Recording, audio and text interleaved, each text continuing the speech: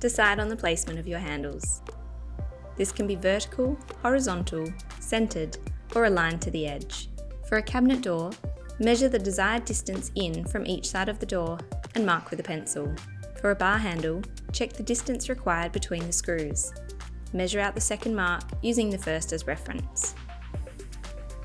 Using your handle, double check the marks are correctly placed before drilling. Drill holes on the marks using a 5mm drill bit.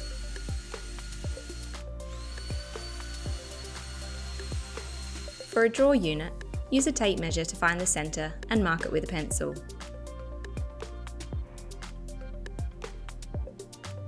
For a bar handle, measure the distance between the screw centres. From the centre point on the drawer, measure half the distance of the handle either side and mark these points. Using your handle, double check the marks are correctly placed before drilling. Drill holes on the marks using a 5mm drill bit. Using a screwdriver, attach the handle using the screws supplied.